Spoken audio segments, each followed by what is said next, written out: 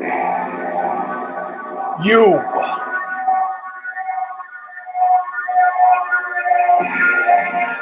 are now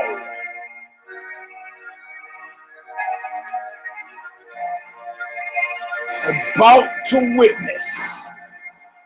There have been complaints about the length of this intro. The awesome, crushing might. Like it goes on too long, the intro, blah, blah, blah. Oh, I gotta get a beer. I can't sit through it anymore. Ow!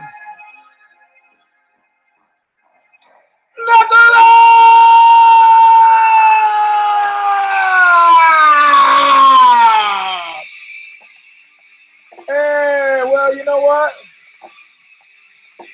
To quote the immortal words of Fat Coach Leopoldo Serral, I don't fuck care. I mean, would you rather me record it and just have it run off of a card? I don't think so. Because we're still in that anything can happen land. The sign could fall. I could get electrocuted. Pop like it's going to come and pass gas right smack dab in my face. Something I'm sure other celebrities don't have to deal with. Unless they pay good money for it. Anyway, this is round number 261, Knuckle Up. I'm your host, Eugene S. Robinson. With the S standing for Sauvage. First, immortal words, Bob Riley, Stigmata, Calling It a Just. The song is called Intro, All of Nothing. Still available from Revelation Records and 100 Beats Flyer.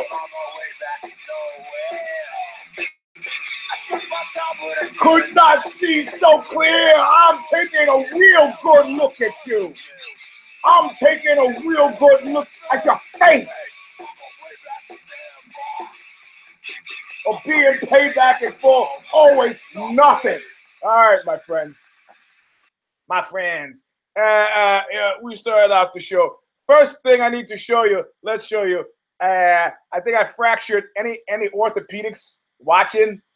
Steve, or you watching? I think I fractured my finger. You know, he's always on gi day. And so spit out the couch by accident. So it's actually not the most used finger. It's this one. Yeah, you see it? Like that one versus that. Yeah, it looks like it's like fractured, right? Look how thick it is through the center. So I'm dealing with that. I put a splint on it, tie it up, roll anyway. Anyway, that's not the point. I didn't come here to complain about my personal ailments insofar as they don't have anything to do with cash, which I complain about with great frequency. But this is round number 261. I'm your host, Eugene S. Robinson, S standing for Sauvage. Well, let's jump right into it. Let's jump right into it with, you know, I have to explain myself. And as luck would have it, I had people talk me down. Danny Acosta, you should know him. MMA journalist Danny Acosta. Andrew Hernandez used to drum for Tombs. They talked me down. They talked some sense into me. But before I get to the sense they talked me into, I want to start with a Hitlerian device. Now, on the one hand, after the beer hall putsch, the Nazis had figured out that without the weight of law, that they did not weigh as much as Germany. Sorry to start out at this breakneck pace, but it makes a difference. Keep with me here. So after the beer hall putsch, for which they served some time in Landsberg prison, Hitler and Hess and a few others, I'm imagining, they said, look, we need the weight of law behind us. So they began passing a lot of the Nuremberg laws, right, which essentially started working on limiting the freedom of access and activity for, at least German Jews. Okay, there was the Wannsee Council, where they came up with the plan to for the extermination of European Jewry, which is not even the point I'm trying to make is that it is, unless you're reading Mein Kampf, in which it's like kind of a raga or a tone poem if you've tried to read it, where he repeats general themes. I've had friends who've written books like that today, and you can tell largely it's dictated, right? Because it's got the cadence and the rhythm of spoken language. So he read it and somebody typed it, or I believe probably Hess typed it while he ranted, and themes kept recurring. The gyre turns, the themes kept recurring. Jews, Jews, Jews, Jews. But you know, one of the big bugaboos about the extirpation of European Jewry, also known as the extermination of European Jewry, is the dearth of orders saying expressly that.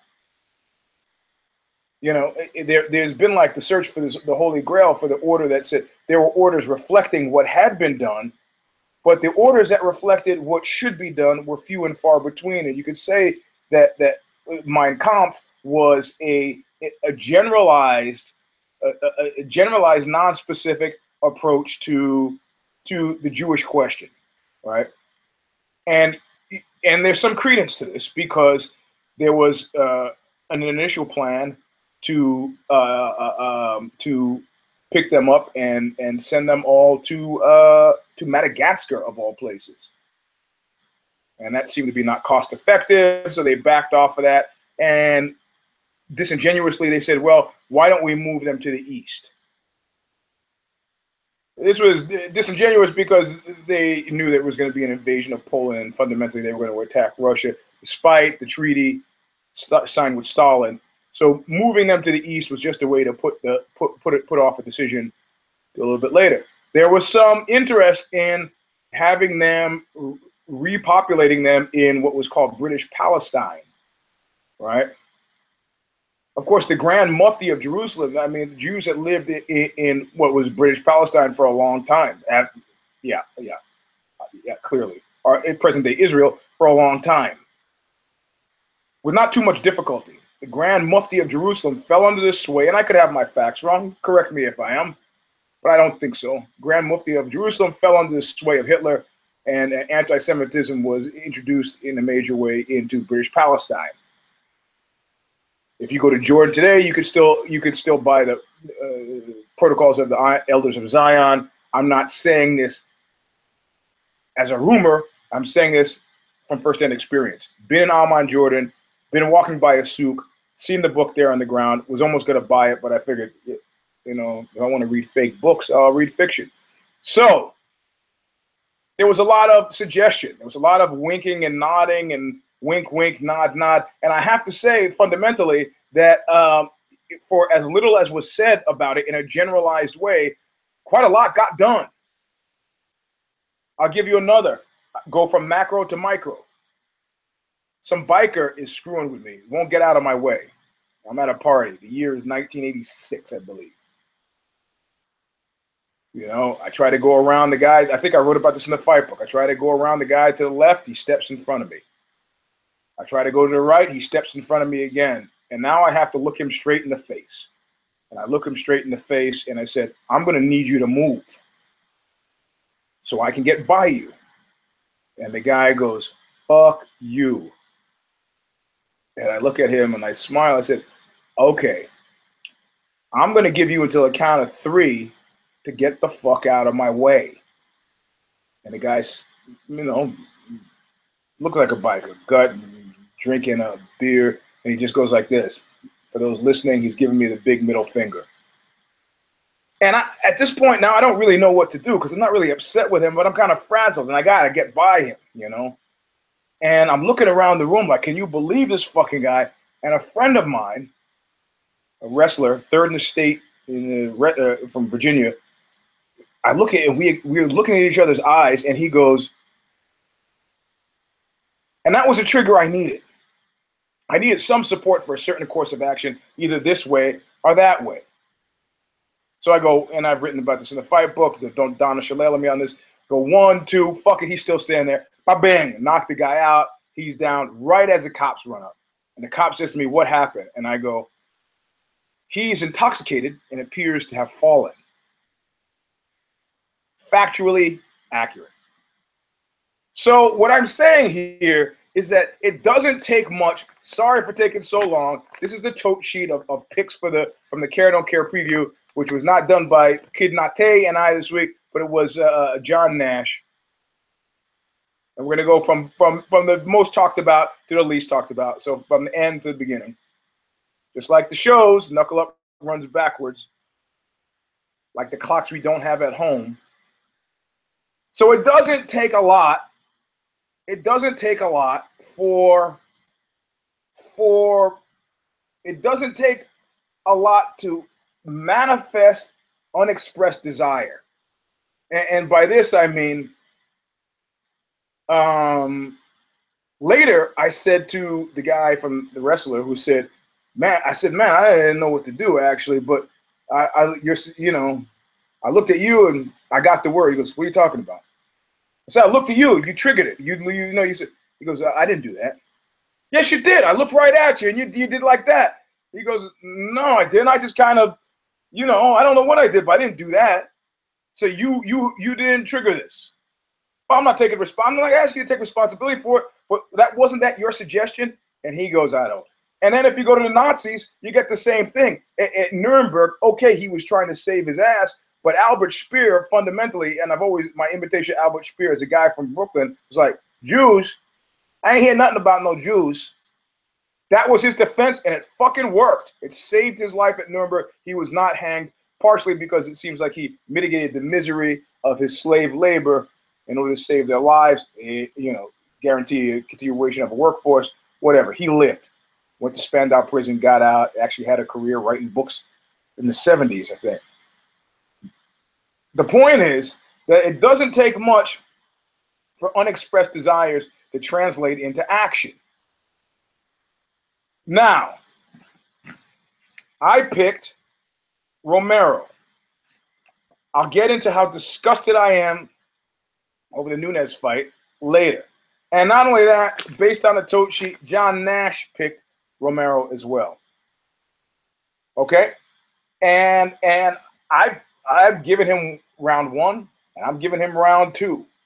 If you were following me at Eugene S. Robinson on Twitter, last night that the first thing that I tweeted out was hashtag Sal D'Amato, hashtag bullshit, hashtag robbery. But before I even left the wine bar where we were watching the fight, I get approached, accosted by Danny Acosta. And he's like, what are you, crazy? And then I looked at Andrew Hernandez from Tombs, and I'm like, hey, man. He's like, no, dude, what the fuck is wrong with you? Romero lost that fight. I go, what fight were you guys watching? When it was ballet, it was violence, and it was wonderful. He didn't win it, man.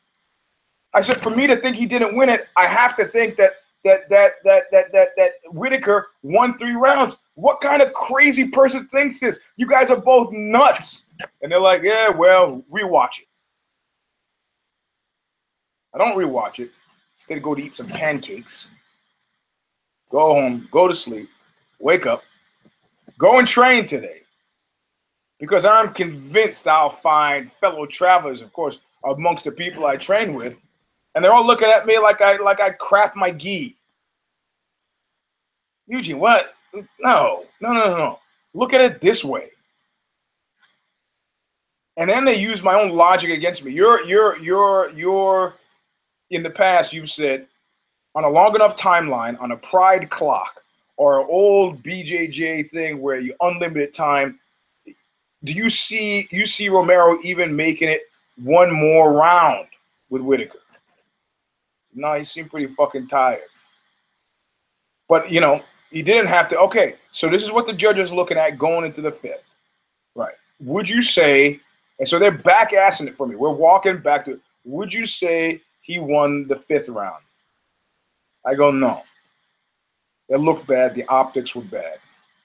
The only reason, though, I'm going to say that he let the optics get where they were. Keep in mind, he wasn't taken down by a Whitaker. He was doing some shit, trying to do some shit for the love of the people, trying to impress, as well as try to get in a grappling situation where he could better use his energies.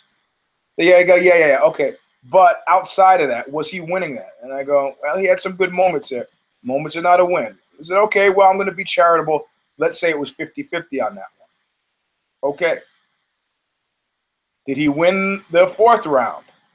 I said, okay. Well, no, yeah, I don't know. 50-50 on that one too? Okay. So did he win the third round? No, that was a rope-a-dope round. And I said, rope-a-dope. He's done this because he did what? He won round 2 and round 1 and figured, I'm going to rest on round 3, kill him in round 4. I'm playing the numbers. All I got to do is have 3. I just got to have 3 rounds in my pocket. I can easily put that together like the Biohazard song, 5 blocks to the subway. It's only 5 blocks away. 5 blocks to the subway. I could make that any day. So 3 is Whitaker. Yes, Whitaker. So that leaves 4 and 5 in question. You admit that the optics were bad on 5. Yes, the optics were terrible on 5. But the only reason they were is because the dude had figured out that he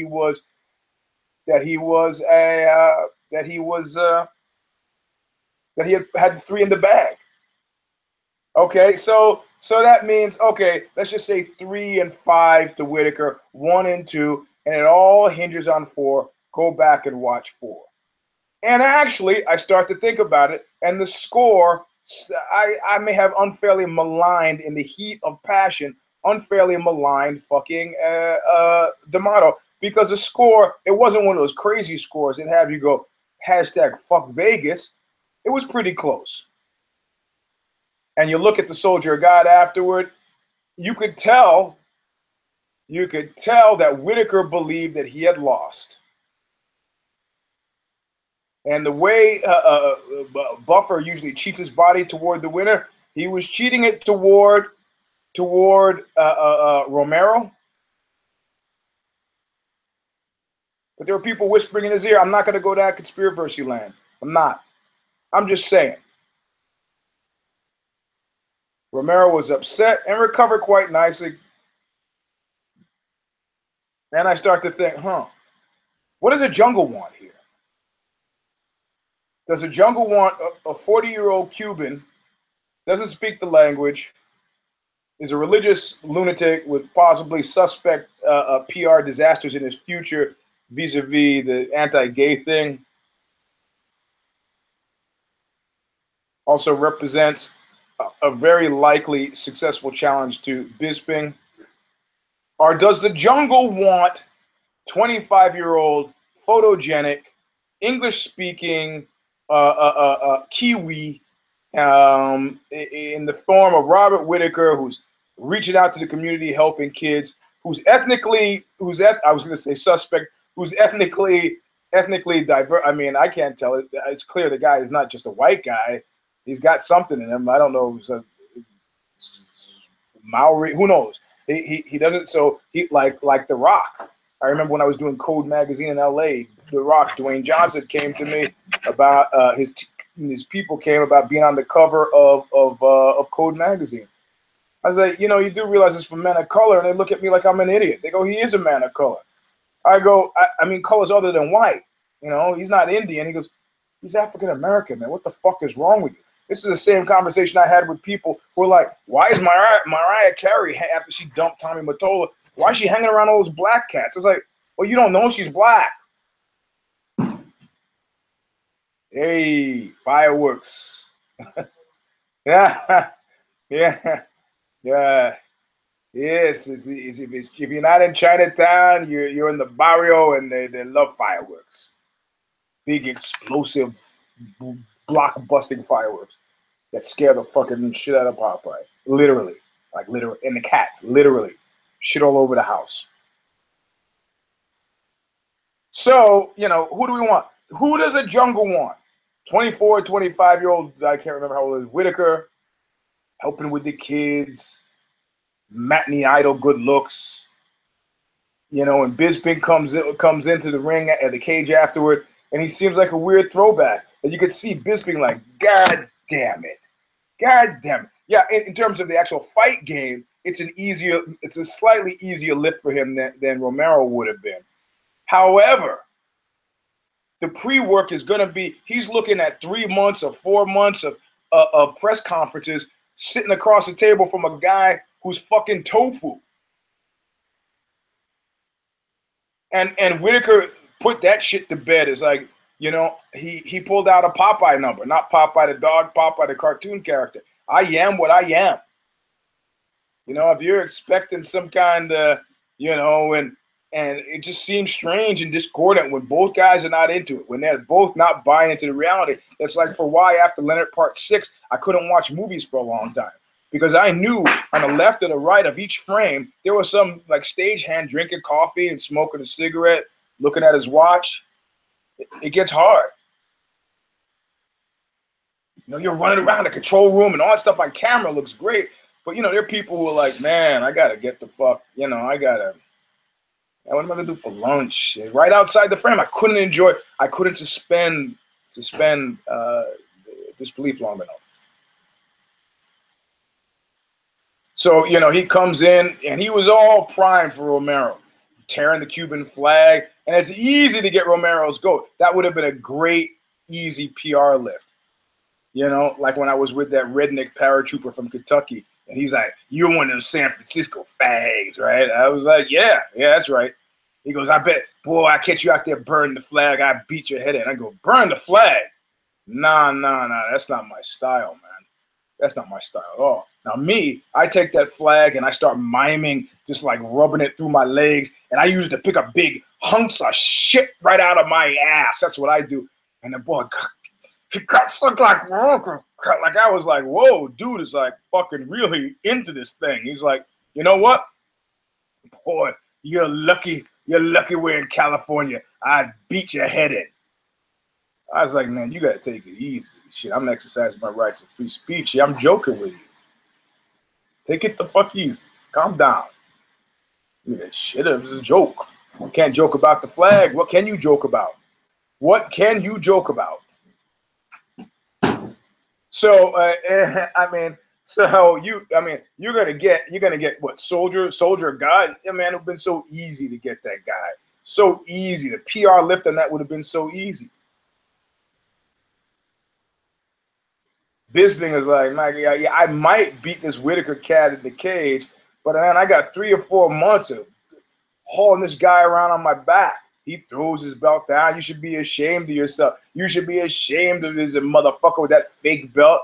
And Whitaker just looked at him like, this morning, you're a funny guy. Like, you amuse me. Like, you're a clown.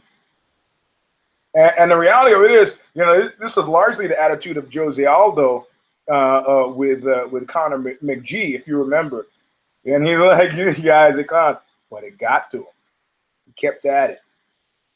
Conor McGregor's a young man. Bisping's an old man. At some point, he's like, Jesus Christ, you know, we're getting paid the same fucking thing. Well, they're not, but, you know, theoretically, because we're getting paid the same thing, and I'm doing all the lifting. And you're just being this nice guy. You're getting the commercial. And one thing you should know is, did you see who was appearing in TV commercials? Oh, if the FS1 won, look, it's Mighty Mouse and Sage North. But what? Sage North, but what? Sage North cut.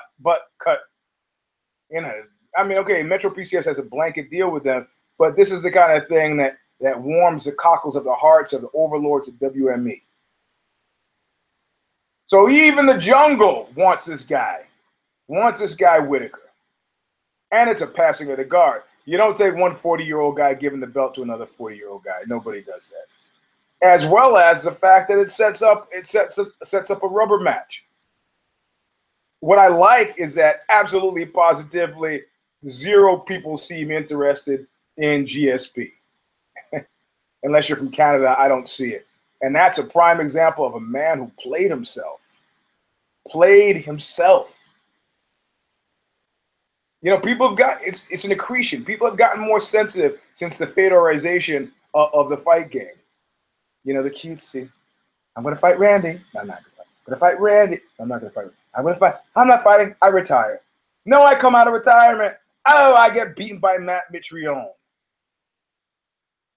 Don't give a fuck. He's like, oh, I'm going to fight. You know what? No, they don't like it. It's like when I used to have the ball with my dog, and the dog would go, and after the 3rd time, the dog would go. and start giving me the chimp chill out or the Hollywood fade. Fuck off. GSP, you know what? And then also he said damaging things like, well, if I lose, I'm going to retire, you know? Funny, Amanda Nunes said the same fucking thing and can't figure out why it'll be all... Amanda Nunes, meet Bus. And for once, the bald one, it doesn't feel unjustifiable to me. I know it was 118 degrees in Vegas. I don't know how much weight you had to cut. I don't know how much somebody factored in that Burt Watson is gone. The guy, Fixer, would take care of this shit.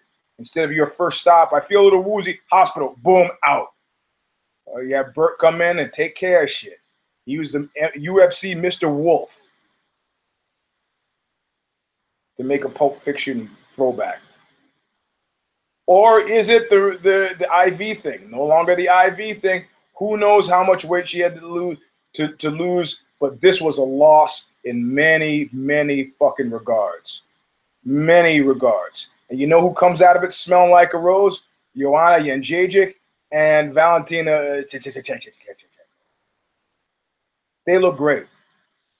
And that fight's got some juice, given how many times that Jędrzejczyk has been beaten by Valentina in Muay Thai fights. 3 by my count. Amanda Nunes doing all this crazy talk. Hard enough sale as it is. Hot, cold running, hostility, niceness, the edgy shit with Ronda. Ronda sucks. Yeah, Honda sucks. Yeah, okay. And I'm going to retire. Yeah. My girlfriend. Yeah. You know what? I know a guy who's gotten millions of dollars from venture capitalists. And you can see he calibrates his moves solely based on how hard it's going to be to swallow it based on a guy who's got a free $20 million. If I show up to work with a pimp hat, will it make it harder for a guy to give me $20 million? Yes or no? Yes, it will. No pimp hat. If I manifest my desire for penis, say, will it make it harder for a VC to give me? Yes, so I make believe this. You got to create situations where the likeliest thing to happen can happen without you standing in the way of it. And Eugene S. Robinson is the exact opposite. I get invited to some guy who's got $100 million in the bank, get invited to his house out in Pebble Beach, watch movies in his private theater, and I'm sitting there and I'm radiating the whole time. Fuck this guy. Fuck him.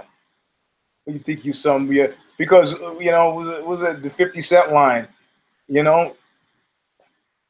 I can't get with you, then fuck you. You're not gonna put me on unless you're gonna extend the ladder down into my little hovely hole so I can climb out and maybe get a, I'm not asking for a handout. I'm asking for a hand to 1 mil, 2 mil. Then I'm a plaything of the rich. I don't have time for it. I've gone far afield. What I mean to say is the jungle.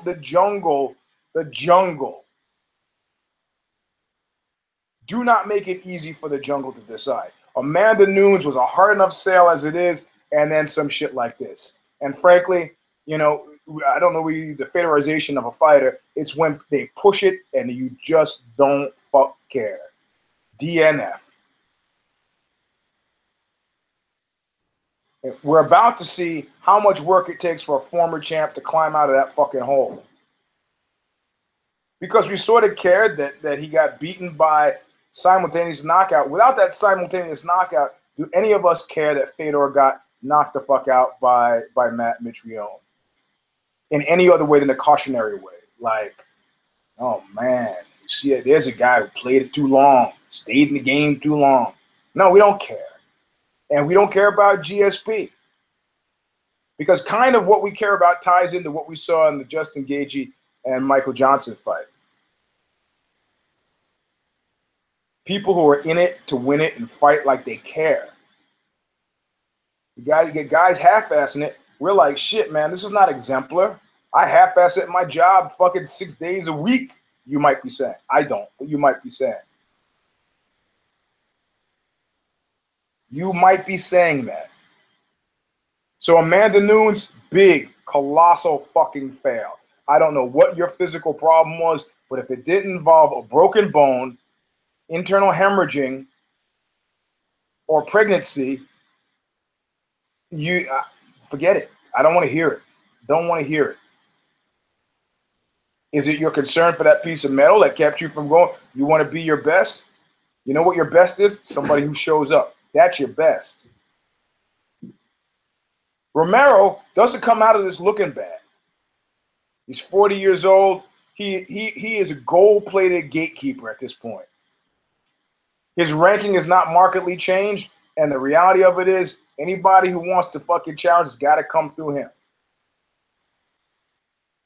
And if there's nobody behind him, depending on how badly Bisping gets beaten by Whitaker, then Whitaker's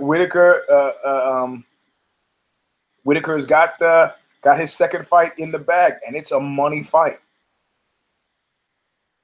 He loses to Romero the second time around, then they go again. Romero, for my part, fought a little bit like he was on the pride clock. Pacing, yes, but there had to be an urgency about putting that guy away because you know the jungle did not want you to win. So I was upset initially, but I allowed myself to get talked out of it. And fundamentally, though I picked it, Nash also picked it. So I'm not down. Like my thing is always, I don't care so much about losing. I just don't want to get beaten by you.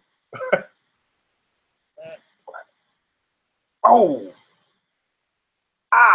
God damn it. That's not a normal looking finger, this one. That's a normal looking finger. Swollen. But it doesn't hurt. It doesn't hurt here. Doesn't hurt here. Doesn't hurt here. Doesn't. Oh, it starts to hurt right there. Yeah.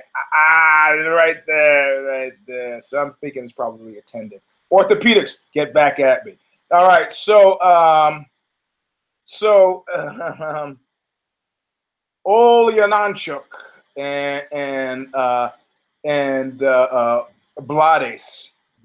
Curtis Blades. Those of you who followed me on the Twitter thing, you know I'm picking for the home team. The wife there was translating what the corner was saying. It was at variance with what they were telling you they were saying, so that was kind of nice to know. But Blades, if they're trying to talk about, he's a big kid and he's a young kid and he's got a future, and everybody's saying chalk it up to a learning experience, I said hashtag fuck that. Fuck that. Learning experience. That guy was terrible. Now I know what Kid Nate feels like when he watches Francis Carmont. I happen to like Francis Carmont, but I did not like seeing that in Curtis Blades. And I was upset that and I don't think it's entirely justified that he won that fight. But in any case, I went into it not care. I made a pick, so it means to a certain degree I cared. But you know, and my pick went down. So I'm one down against Nash. How do you like that? That's all right. That's all right. You know. Oh man, I forget. If I didn't write this stuff down, my take on the fights would be very different. I see here. I thought the whole time I picked Overeem, and I was rooting for Overeem the whole time. I'm looking at my tote sheet. Turns out I picked Verdum. Fat coach Leopoldo Serrao said this morning, Verdum won. Everybody else who also told me that Whitaker won also said Verdum won. However, Overeem got the nod. Does it matter? Overeem has been doing stuff that was, I mean, I did hashtag ha. You know, look, Overeem has been misty as fuck lately. Play misty for me. Oh, when I get the belt, when I'm doing this, when I'm doing that, when they're gonna get a parade for me through Amsterdam, and then I'm gonna go on Dancing with the Stars, and then they're gonna build a whole franchise around me where I turn into a robot and turn into a truck and fight intergalactic force. Shut the fuck up. None of this stuff is going to happen. It's not going to happen over him. I like that he's on that crazy train, but sometimes the judges go, okay, and they give a nod. You know what? What I liked about Verdum is that Verdum can't, not the first round, not just the first round, not just the second round, not just the third round, but came out with that flying, kick you in the face thing for those 5 fucking rounds, and that was manly. Get files of the tracks. Oh man, you guys asked me questions about the Thin Black Duke. We bought the vinyl. There's supposed to be a download code there, man. The hell? Why are you guys asking me about that? Hold on, let me write this guy. Sorry, I wasn't a download code with it. There should be. So, well, one guy texted me in my personal line, the bat line, about this fucking download code. Anyway, so Overeem won, and it's like a roommate of mine said at one point, he goes, all the crazy shit you used to say is that kind of coming true. I've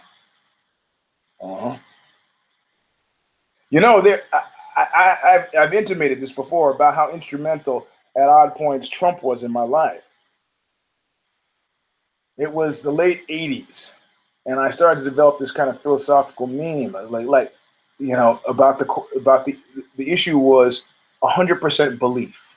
Now, when I was 8 years old, I believed that I could will myself back to life, and that if I were to die, I would instantaneously be reborn. So I got the most poisonous shit in the house and mixed it up in a beaker, shook it, poured it in a glass. I don't remember where my parents were at this point, but they were around somewhere. And I went to the bathroom, and my intent was to drink this most poisonous shit ever, to kill myself, so I would be reborn. Because I'd already been born, and I figured, a cycle of birth and rebirth, it was a real thing for me. I was 8 years old. And I sat there on the edge of the tub, and I'm about to drink, and I go, well, what if I'm wrong? And that's the moment at which I knew doubt is a killer. It's a killer. Now, what if music stops, reset. So, the fact that Verdum came out, fuck that. One time, he'll never suspect me. Do it 2 times, 3 times. Fuck, it's a good thing. Why do anything else? I back him off of me. Get him on the back foot. He did it every time. You know who's hungry and who's not, who's like anti-Lost Battalion at this point? Verdum. He wants what he had so badly. And he largely figures out that the reason why he lost what he had was because of stupid, making fucking the little grinny faces and the grinny face mask for everybody, and not realizing that guy on the other side of that cage not so much hates you, but envies the fuck out of all of what you have and will take it if given half the opportunity. And he's got 3 other guys in his corner, the judges. So he fights like a man renewed. He knows exactly where he is. He's close enough to still taste it. Verdum is a very dangerous guy now. And he knows one thing that most belt wearers don't know. Some do. DJ seems to know it. And that's that you get soft. Kings get soft. Emperors get soft. And then they're pincushioned and wondering what the fuck happened the next day. A2 Brute? Yes. So I'm not worried about Verdum and Overeem. I am worried about being 2 down. That's what I'm worried. Against Nash. And then somehow I talked him into Jim Miller, who made me hate Jim Miller. Jim Miller is a gift extraordinaire. I can't win with this guy. Jim Miller is like my fucking roulette. Red. I'm going to bet on red that this little bouncing ball will fall anywhere on red. Oh, it falls on black. All right, I'm going to bet on black. Oh, it falls on red. Are you fucking kidding me? Are you kidding me?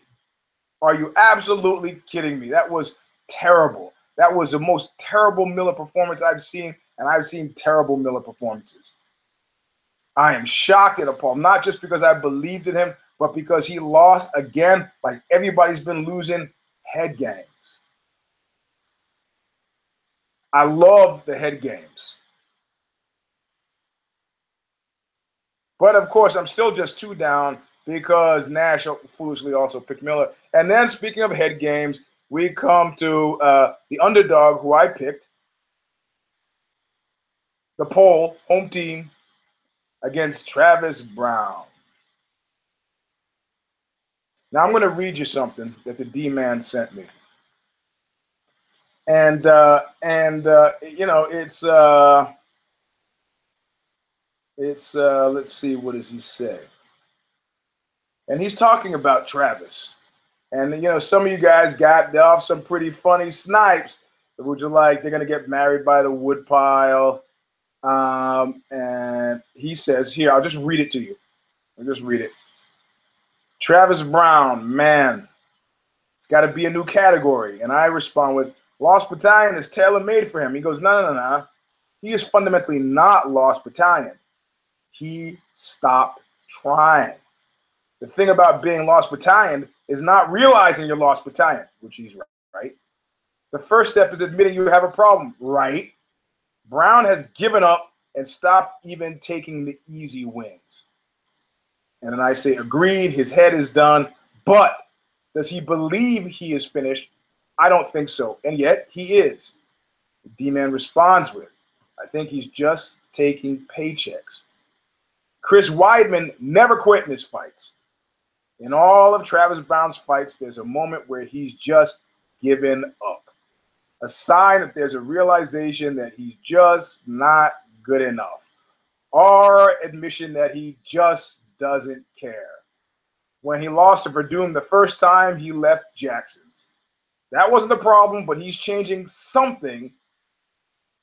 You know, it means he's changing something in order to try to fix something. Now he's just, fuck it. So that is as solid of a breakdown as I've ever seen. And it's what, 4 in the hole or 5 in the hole for him? I think it's 4 in the hole, you know. And everybody's saying, yeah, they should cut him, but they probably won't because of the whole Mr. Ronda thing. And then one of you wags put up on Twitter the Tarvarvardian record. And that was really, really pretty freaking clever. And let me see if I can find it. This was from Fury's Fight Picks. Updated record since moving to Edmund Tarvarvardian's gym. Travis Browne, 2-6. Shayna Baszler, 0-3. Clay Guida, 0-2. Duke, 1-5. Shafir, 1-2. Ellenberger, 2-5. For a stunning record of 6-23. 6 wins to 23 fucking losses. Man, oh man, oh man. At least Guida left. He went to Alpha Male, and guess what? Started winning again. What? All of America? All of America is afraid to hurt this guy's feelings? In any case, we have our new Wes Sims. Except Travis Browne is not nearly as entertaining in his losses and seems to be only around as a sop to keep the missing Ms. Rousey happy. Belial won. Oh, you know, 1. So now I'm 2. I'm 2 against Nash's. I'm 2 against Nash's. 1, 2. We're 2-2. We're 2-2. No, he's 3. He's got 3 wins and I've got 2. So he's 1 ahead of me. However, when we go into the Ultimate Fighter season finale, and I'm wearing this hat because I want you to decide whether I should keep it or not. This is not my Homburg. This was a badly made Homburg, but it's a better maker, but it doesn't look as good on me, I don't think. Scala. And plus now the edge has gotten sort of screwy, and I needed to get it reblocked, but I don't know, and I'm kind of like it. But anyway, so go to Gagey and Johnson, and I thought, I mean, one, how long has John McCarthy been doing this? A long time. The fact that he tweeted Gaethje, you know, this is one of the best fights he's ever officiated. That's a sign in and of itself. And that was a manly fight. And that's a fight actually at which, that in my mind, nobody really loses, because that was hot fire. Dylan, I spit hot fire. And I like the contrast in styles. You got a guy who's 17-0. He, you know what he was thinking about the whole time going down? You know what his mantra was? Ran Pico. Ran Pico. Do not be Ran Pico. That's what his mantra was. Start. You know, the thing is, I used to poo-poo this age thing. But I could see these cats, you know, these cats who, come on, man. No, I don't have fucking Venmo, man. Stop it with that shit. I'm going to turn the phone over so I don't have to see people asking me for stuff during the show. I mean, I know. Okay, I'll answer your question in 15 minutes. Studying contrast. I mean, Gagey was fighting like he was still having fun and fighting like he was on fire. But you know what? I see you fighters coming here and you all look different. But when you leave, you all look the same. How's that? Scared. Johnson, you know, Johnson is fighting like I was auditioning after I realized that I could make over $100,000 on one TV commercial. I was carefree and easy before then, goofing off with the casting directors. I vibed celebrity. I was relaxed and happy. It's like, hey, that guy, man, that guy's not like these other grippers for whom this is life and death. He's like a real cat. He's relaxed. He's in. And I got to say, there's $100,000 worth of checks, man. I go for the Burger King. I'm eating the fake dog chew toy. Like oh my God, this is the best thing. I need another $100,000 infusion. That's how Michael Johnson looked. But of course, I didn't pick Michael Johnson. Scared money, don't make money. Don't make money. You fight that kind of fight, eventually you get caught short. You got caught short, and I'm up on the leaderboard. It's 3-3. Me and Nash are neck and neck. Except Nash picks, I didn't care about the Theodora fight. I just think Theodora is overrated. But he did pick Theodora, so he's down 1. I picked Angela Hill. Angela Hill won. Hey, he's down 2. So now I'm ahead. I am ahead of Nash. Again, it's not so much for me to analyze the fight. It's about the goodness of the fight. I don't have enough time for that now. Now it's just about me exulting and smashing Nash. I love Nash, but... And then he comes back. He's making a game play. He picks Dalloway against Herman. Oh! Now we're back. And I'm not even going to take Theodora because I didn't pick anybody. But now we're back at even. And it's all about the next to last fight, which is the second fight of the evening going backwards. And one of us picked Gray Maynard. And one of us picked Ishii. The winner will be the one who picked Gray Maynard. Can you read my little scribble? I picked Gray. So I beat John Nash. Therefore, I am better than John Nash. What did you win? It's like that time when I was at one Grappler's Quest. I'm there with the belt, and I'm showing all the kids in the MMA place. I'm like really excited, man. I've never won a belt this big before. Big old dookie belt, the kind of thing that you go like this, that Sorrell has taken from me and never returned, strangely enough. I have a picture of it somewhere. That's it. I keep asking, bring me my belt back. He goes, I gave it to Hector. Hector? The hell you give it to Hector for? Doesn't make any sense at all. I want to build his confidence. The hell does it build somebody's confidence, giving them a belt that doesn't belong to them? And so I'm showing the kids, and Kung Lee happens to be walking by. It's like there's a guy, I was in the gym once, right? And I was just working out with an ex of a friend of mine. That's it, just working out with her. You know, it's nice. I was a well-married guy with kids, but, you know, it's nice just to talk to a woman and to feel like there was a little bit of something there. I had no intention of following through or going anywhere. Just, you know, the guy who worked the front desk, a guy who I never talked to at all. One day sees me working out with her, we're chatting. You're just having a normal conversation. It's just like, you know, for a long-term married guy, it was just like a breath of fresh air. Talking to a woman. She didn't want anything necessarily because she knew me as her ex's friend, but, you know, it was just nice and friendly. Maybe she liked me. I don't know. But I just liked that she liked me. I had no intention of following through. Dude walking by just stops. He goes, I go, yeah, Eddie, you still married?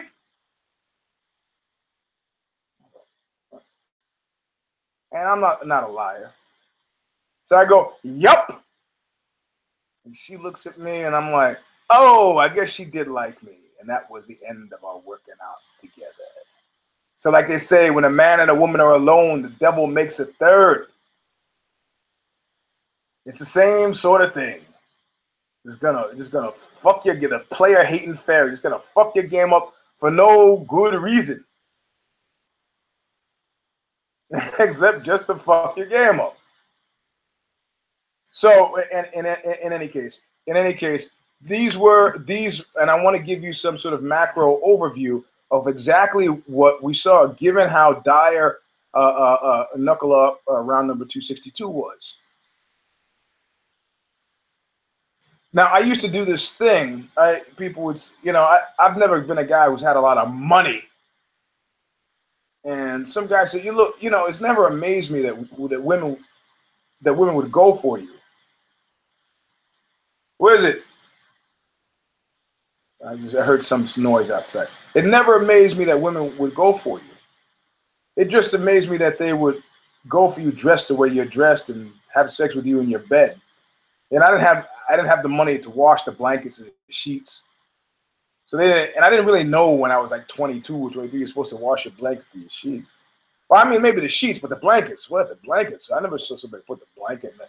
I guess my mother did, and I wasn't paying attention, like most kids, right? And I said, look, you got to understand that you lower the bar. And when I was like 22, if I showed up on a date with a clean shirt, God forbid, a new shirt, oh, it was like the parade had hit town. So you lower the bar, you put the bar low enough, people are pretty happy. That explains Knuckle Up round 262. It doesn't change the fact of the matter that there is still a civil war in WME UFC. It doesn't change the fact that you have questionable moves and moves. Somebody, and it may have been the D-man, made the claim, what you're seeing is unbridled id, vis-a-vis the bald one, without the restraining influence of Lorenzo. He's attacking his stars. He's throwing them under buses.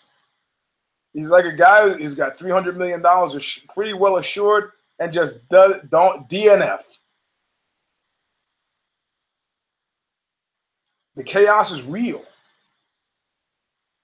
You know, they got bigger things to worry about. And look, I got to tell you something. There is no corollary for these WME cats. None at all. Zero corollary. Do you know the amount of press and marketing that goes into breaking any movie months before it started?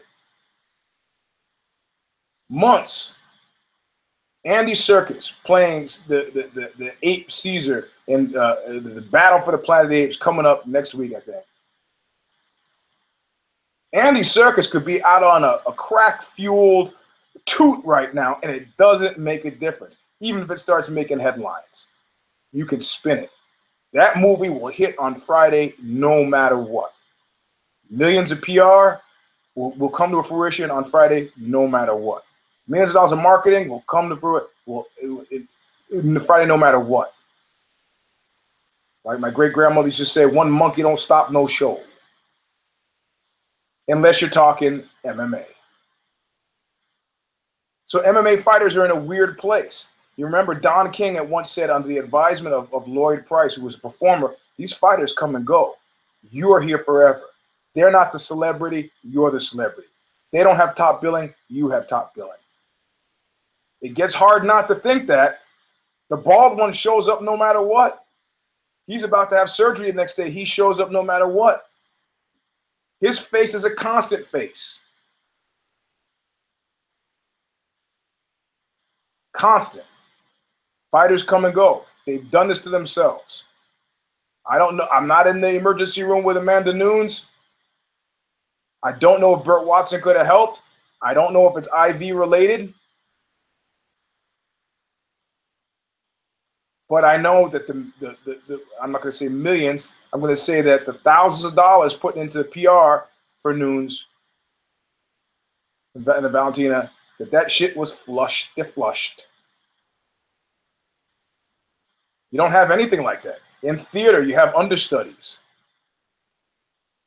And even still, people don't get their money back.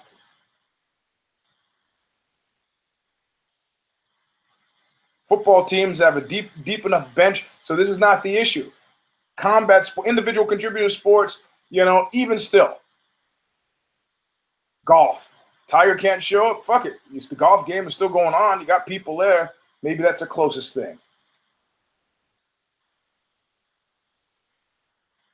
But, you know, you can see that the guys at WME kind of throw their hands up, turn back to the bald one, and the bald one, without the moderating influence of a Fertitta, is like, fuck these guys.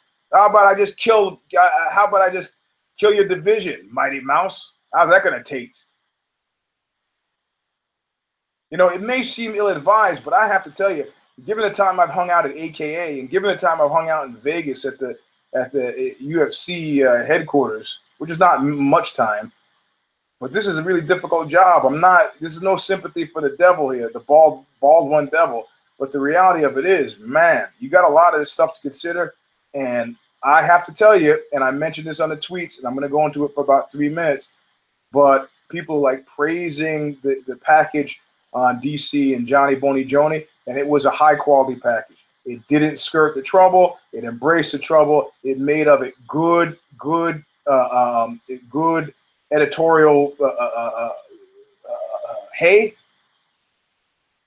And largely, if that's what you were watching, if you were doing anything other than reading my Twitter feed, you were feeling okay. You know where UFC 213, do you know where Johnny Boney Joni was? He was at King of the Cage. I know because several people sitting behind him started tweeting me during the fights that he was at the King of the Cage. And you know who he was with? He was with the cats from the Mini Mart, the same ones who gave him Street Overlord, the same ones that have been enabling, aiding, and abetting substandard behavior.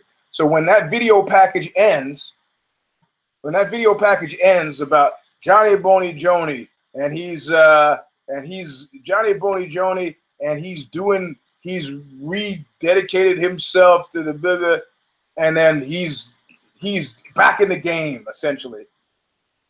And I hear that, and then I look on my phone.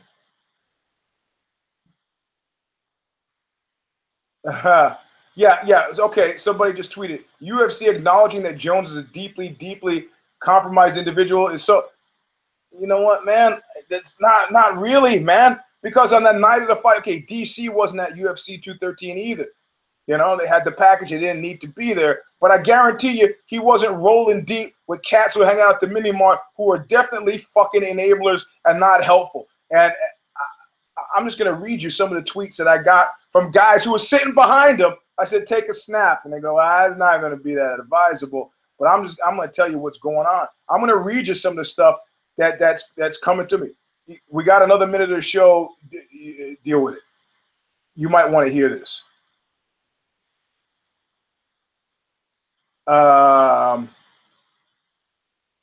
Jones, he says, I'm over here at the King of the Cage, and Jones is here with the Mini Mart crew 10 feet away. He has about 10 hangers-on with him. After seeing this stuff tonight, I don't know if we're going to have a title fight. The Mini Mart man didn't even look at me. He knows I think he's a piece of shit. They hit the beer line twice, yelled a bunch. Seemed like they were all amped up on something, then they vanished. While everyone was getting excited about the UFC 214 promo, at that same moment, Jones was with his mini-mott Parsi doing the same shit that fucked him last time. And at the end of the promo, when Jones says, I got to get my life back.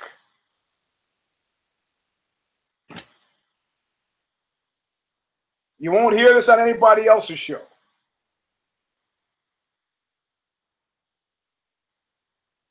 DNF, I don't fuck care. What? DNF? I don't fuck care. No, that's wrong. How you gonna let me get away with that? How you gonna let me get away with it? Let's do this again. Don't fuck F care. DFC. DFC. Don't fuck care. DFC. He's got to get his life back. He's got to get his life back. How come Greg Jackson is not? How could you, from Greg Jackson's point of view, it's like, hey man, I'm just his coach, not his father. No. Millions and millions of dollars.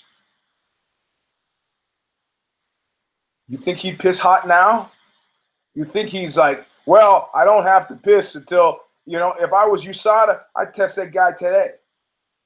Test him on Monday. They won't, though. Because effectively, if there's one more stumble, he is done. And it doesn't seem like he's committed to not being done. Looks great, trimmed down. His heel game is on the money. But part of him is just doesn't want to do it.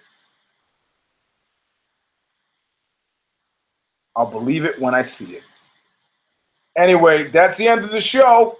Go to, if you want to sign up for the Twitter thing, at Eugene S. Robinson. If you want to go, Instagram is still gated, Mr. Sleep 3. If you have no post on your page, I assume you're a spy, and I will not okay you. And if you make me, if I have to request you because you blocked it, nah. You get me in first, then I let you in. That's the way it works. Also, a Thin Black Duke, Oxbow's record, has been making everybody's 10 best records of the year list. I'm not just saying that because it's not true. I'm saying it because it's very much true. Even guys who they don't even like Oxbow, they like this record. You can find it on Tidal. You can find it on iTunes. You can find it on Spotify. You can find it on Amazon. You can find it everywhere. Bandcamp. You got no reason not to listen to Thin Black Dude. Listen, you can even listen to it for free. That's why I ask my kids every day, did you listen to the record?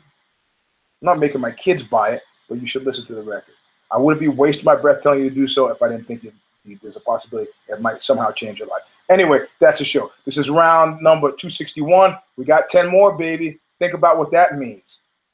Also, if this finger heals up in time, I will be at the Masters in Vegas on August 26th. I have been told if I win, I get a brown belt. In other words, with 6 guys in my division, if I win at least 2, I get 2 more stripes. I win it all, I get the brown belt.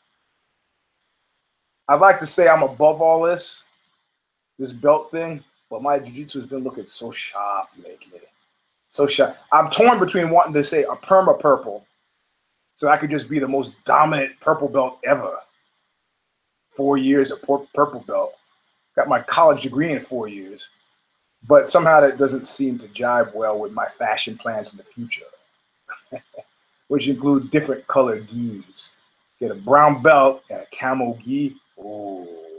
Anyway, the show's over. I've gone over an hour. Thank all 69 of you for making it to the very fucking end. We'll be back on Tuesday night with If I Did It, and then the Care Don't Care preview.